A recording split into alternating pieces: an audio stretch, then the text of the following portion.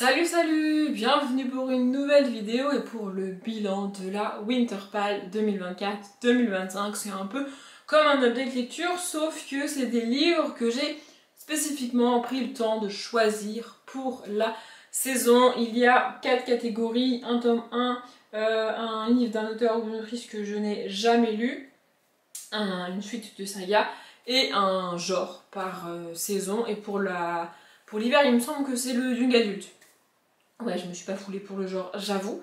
Et puis il y a toujours aussi une BD que je rajoute. Voilà, c'est des pales que je fais à chaque début de saison. Vous aurez d'ailleurs bientôt la Spring Pal 2025 du coup. Et entre temps, vous aurez la réorganisation de mes bibliothèques pour le printemps. Je vous l'ai dit dans la vidéo déménagement. Je vais réorganiser mes bibliothèques parce que là, j'ai juste fait ça rapidement pour à la fois vider les cartons, éviter que ça traîne et faire un fond pour ces vidéos là, mais ça va changer. Et donc bref, dans cette vidéo là, je vais exceptionnellement vous montrer 5 livres plus une BD, vous allez voir. D'ailleurs je vais commencer tout de suite par la BD, comme ça ce sera fait. La BD c'était Le voleur de souhaits de Loïc Clément et Bertrand Gatignol, qui est un des tomes de la saga qui s'appelle je ne sais plus comment, et j'arrive jamais à retenir le nom, mais je ne sais pas si c'est écrit. Non, le titre de la saga n'est pas écrit, mais le tome 1 c'est Chaussettes, il me semble. Et en fait c'est une saga de Loïc Clément, mais chaque tome est indépendant, il y a une histoire par tome avec des personnages qui n'ont rien à voir, des univers qui n'ont rien à voir. Et j'adore le dos de ces BD avec ses losanges, je trouve ça absolument magnifique. Bref, en gros ici on suit un jeune garçon qui est un voleur de souhaits. Je ne vais pas vous détailler le pourquoi du comment, je vais vous laisser le découvrir si vous voulez. Si vous voulez lire la BD, mais en gros, il a trouvé le moyen de voler les souhaits des autres gens. Et jusqu'à ce qu'il rencontre une personne avec laquelle ça marche pas. Oui, c'est souvent le cas dans ces univers-là. Et du coup, cette personne va l'intriguer, il va la suivre, il va essayer de comprendre, de chercher, etc. Et ça va l'amener à se questionner sur lui-même, ses souhaits à lui, sa vie à lui, etc. Franchement j'ai beaucoup aimé cette histoire. Je trouve que les histoires de cette saga et de Loïc Clément sont toujours extrêmement poétiques, extrêmement douces, et en même temps presque sans s'en rendre compte tu réfléchis toi-même à ce qui se passe. Enfin moi en tout cas ouais, ça m'amène pas mal de réflexions. C'est un peu à la manière de Timothée de Fourmel, cette manière de te proposer une histoire, te proposer quelque chose et puis sans t'y obliger, te laisser par toi-même réfléchir, avoir ta propre réflexion, ton propre chemin de pensée.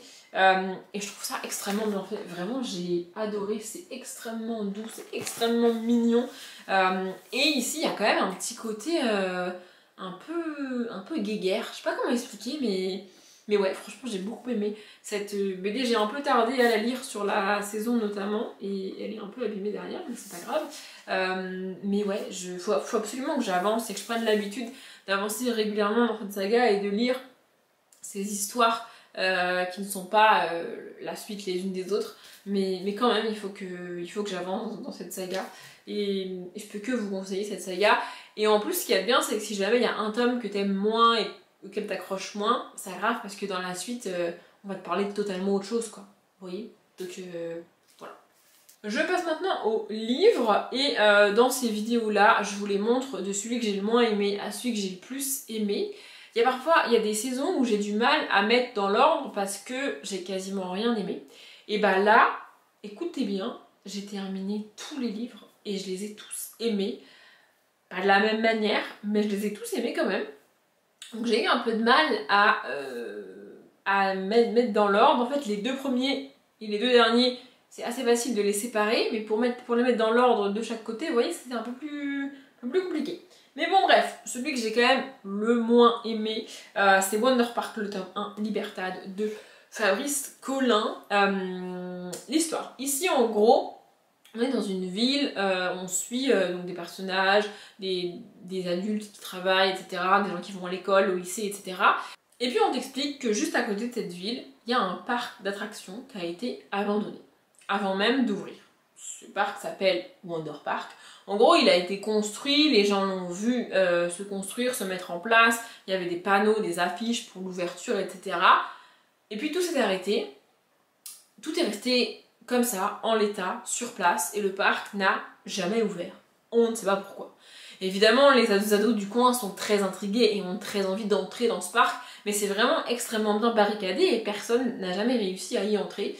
Mais nous, on va suivre Jen et Mervyn, qui sont frères et sœurs, qui vont au collège, je crois, ou au lycée. Non, je crois que c'est le collège.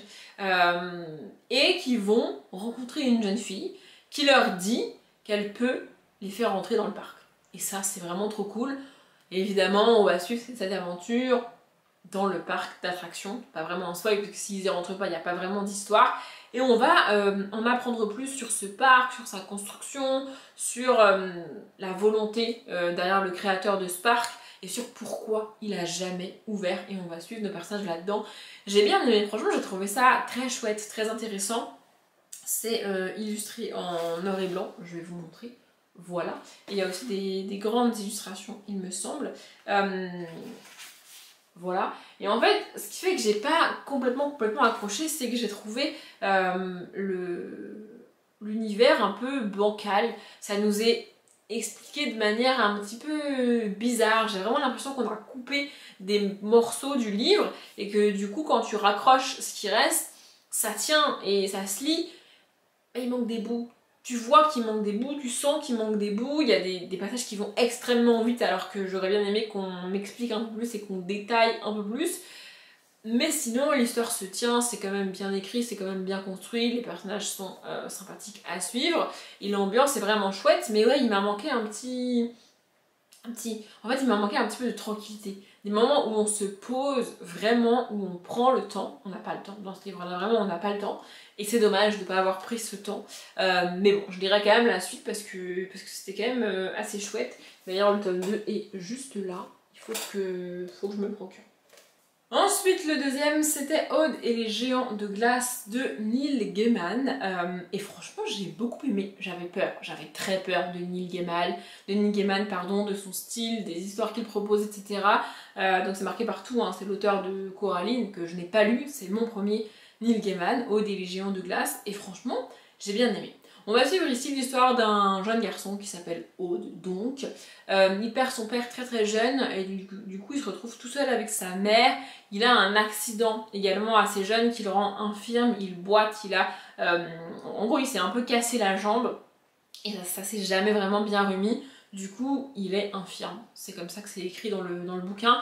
Et il vit tout seul avec sa mère. Et puis sa mère va se remarier avec un homme qu'il aime pas forcément, et puis cet homme a d'autres enfants et ça se passe pas hyper bien. Et un jour, Aude décide de prendre des vivres, prendre des vêtements et de partir dans la montagne. Et c'est ce qu'il fait. Et dans cette montagne, il va rencontrer des personnes. Et il va aider ces personnes. Je vais pas en dire trop, mais franchement j'ai beaucoup aimé.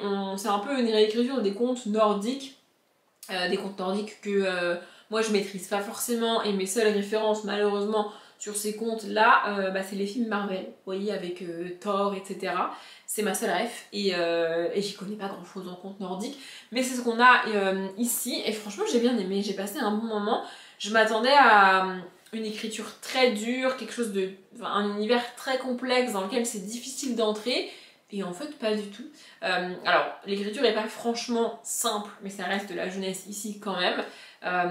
Et c'est facile à lire. Vraiment, je suis rentrée dans l'univers sans me prendre la tête, sans galérer. Et je m'attendais vraiment à avoir mal à la tête avec ce livre-là, pour vous donner un ordre d'idée. Et pas du tout. C'est quand même un récit qui apporte des questions, qui apporte une mythologie assez complexe. Mais c'est bien fait et ça passe tout seul. Vraiment, j'ai passé un super moment et je vais lire d'autres Neil Gaiman, c'est sûr.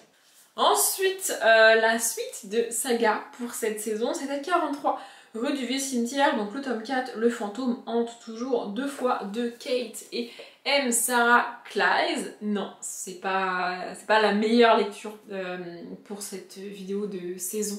Ce livre-là, parce que le suivant était vraiment trop cool. Bref. Donc le tome 4, Le fantôme hante toujours 2 fois. Dans ce tome-là, on retrouve toujours notre vieille auteure de livres jeunesse un petit peu boubou, un petit peu ronchon, qui s'appelle je ne sais plus, Ignace, c'est ça. qui s'est installé au 43 rue du Cimetière au début du tome 1 et qui a fait connaissance avec les habitants sur place, avec qui maintenant il écrit des histoires de fantômes pour enfants. Et dans ce tome-là, le bureau de poste de Livid City c'est la ville dans laquelle ils vivent, va fermer. Voilà, on est à une époque où les gens envoient des mails, envoient des textos, n'envoient plus forcément des lettres, même les factures sont dématérialisées, etc. Et donc, le bureau de poste n'a plus assez de travail pour rester ouvert et donc il va fermer ses portes. Assez bizarrement, les habitants du 43 rue du Vieux Cimetière sont divisés sur le sujet. Il y a une partie qui dit « Oh, c'est dommage, c'est trop triste, ça va être trop galère sans le bureau de poste. » Et puis c'est dommage que les gens arrêtent d'écrire des lettres. Parce que je ne l'ai pas précisé ici, mais ces livres-là sont écrits en mode épistolaire. C'est que des échanges de lettres, de petits mots, des post-it, etc. etc. Et donc, il y a une partie des habitants qui est triste, et l'autre partie qui est en mode « Ah bah c'est cool, on avance, etc. Il n'y a plus de poste, c'est la vie, c'est comme ça, c'est l'évolution, il faut faire avec. » Et donc nous, on suit ça, et cette histoire de deuxième fantôme dans la ville. Franchement, j'ai adoré, j'adore cette saga, je la trouve absolument géniale. Je vais la continuer encore là sur 2025 et je vais être très triste quand elle sera finie parce que vraiment c'est une saga géniale. J'adore suivre cet auteur, ce fantôme, ce petit garçon, ces histoires, c'est vraiment merveilleux et j'adore. Et au mois de février, j'ai aussi lu le tome 5 de cette saga. Il n'était pas officiellement dans la Winterpale, mais je me suis dit que j'allais vous en parler aussi dans cette vidéo-là. Ça ferait une place de gagner pour les updates, parce que j'ai quand même beaucoup lu au mois de février, j'ai beaucoup d'updates de retard. Donc bref, le tome 5, c'est Ça tourne mal à Hollywood, toujours de Kate et M. Sarah Clise, évidemment. Ici dans ce tome-là, les habitants du 43 rue du Cimetière reçoivent une proposition d'un des plus grands producteurs de Hollywood, donc pour adapter leur livre, leur histoire en film. Il y a une petite discussion, on va dire, entre eux, et assez rapidement, ils vont sur place à Los Angeles pour voir ce qu'il en est, etc. Il y a toute une histoire de contrat signé, pas signé, de clauses du contrat, etc. Franchement, j'ai trouvé ça très chouette, c'était assez cool. Avec le recul aujourd'hui, c'est peut-être celui que j'ai le moins aimé depuis le début. Mais j'ai quand même passé un bon moment. Et dans chaque tome, en fait, on a des nouveaux personnages qui ne sont que dans... Par exemple, là, on a que des personnages qui sont... Dans ce tome 5, le producteur de Hollywood, on l'a jamais vu avant et on ne le reverra pas dans les tomes suivants, vous voyez. Et les personnages qui sont créés à chaque fois sont quand même hyper cool, assez travaillés. Il y a quand même un ou deux éléments de leur caractère qui sont prédominants et voilà, c'est ça, et puis c'est tout. Mais il y a quand même des personnages créés dans chaque tome et qu'on suit que dans le tome. Et je rappelle, c'est épistolaire, il n'y a pas de narration pure. Il y a que des lettres échangées, des petits mots échangés, des télégrammes, des extraits de journaux de la ville et puis ici de Los Angeles du coup. Voilà, des cartes postales, des trucs comme ça. Il n'y a pas de narration, il n'y a pas de description des personnages. Et pourtant, on arrive quand même très bien à les situer, à savoir qui est qui, comment ils s'appellent et d'où ils sortent, etc. Donc franchement, c'est hyper bien géré, c'est hyper bien fait. J'adore cette saga, encore une fois, je peux que vous encourager à la lire. Et enfin, le dernier livre, je l'ai lu au tout début de l'année, il me semble que j'ai commencé l'année avec ça et j'ai très bien commencé l'année. Si vous avez suivi mes vlogs et que vous faites appel à vos souvenirs, peut-être que vous avez deviné de quel livre il s'agit. Et donc c'était le livre Young Adult, donc du genre pour la saison. Et il s'agit de Divine Rivalité, le tome 1. Le nom de la saga, je ne sais pas ce que c'est, et c'est pas écrit, je crois. C'est un nom bizarre de saga, j'arrive pas à retenir le nom de la saga, mais bref. Donc c'est écrit par Véronique Arofs et j'ai déjà acheté le tome 2, j'ai absolument adoré. Il y a beaucoup de choses dans ce livre-là, il y a beaucoup de choses dans cet univers-là, mais en gros on va suivre Iris, une jeune femme de 15-16 ans je dirais. Dans le prologue, son frère part à la guerre. On ne sait pas quelle guerre c'est, on ne sait pas réellement où il va, etc. Mais il part à la guerre et Iris se retrouve toute seule avec sa mère. Le père n'est pas dans le paysage, donc. Elle a promis à son frère de continuer ses études et d'aller au bout, mais assez rapidement, sa mère tombe en dépression suite au départ de son fils, donc, et Iris est contrainte d'abandonner ses études pour trouver un travail et vivre, en fait, tout simplement. Dans son malheur, elle va quand même trouver un travail dans ce qui l'intéresse, le journalisme. Décidément, c'est un peu une thématique récurrente ces derniers temps dans mes lectures. Mais bref, voilà, elle trouve un poste, alors au bas de l'échelle, mais un poste quand même dans un journal local de la ville dans laquelle elle habite. Et elle est un peu en concurrence avec un jeune garçon qui travaille là-bas aussi. Ce jeune garçon a pas mal d'avantages sur elle, il y est depuis un peu plus longtemps de mémoire, il a fini ses études et il est issu d'une famille riche. Donc voilà, elle galère un petit peu, elle essaye de se démener au quotidien pour aider sa mère à rapporter de l'argent et puis tenir la maison toute seule un petit peu. Et donc c'est ça qu'on suit. Et il y a une histoire de machine à écrire aussi. Il y a aussi une autre histoire, bref. Il y a une histoire de machine à écrire. Iris a une machine à écrire avec laquelle elle écrit donc ses articles, etc. Et puis elle échange des mots écrits avec cette machine à écrire avec quelqu'un, mais elle sait pas qui. Les mots sont transportés, on ne sait pas comment, par magie presque, et les deux personnes échangent des mots. Nous on sait avec qui elle écrit, avec qui elle échange ses lettres, mais elle sait pas. Et elle va l'apprendre très tard, presque trop tard dans le livre, sans vraiment spoiler. Et donc voilà, c'est ça qu'on suit le quotidien d'Iris. Et puis il y a cette fameuse guerre en fond. En gros, il y a des dieux et des déesses qui existent depuis très longtemps et auxquels les gens croient.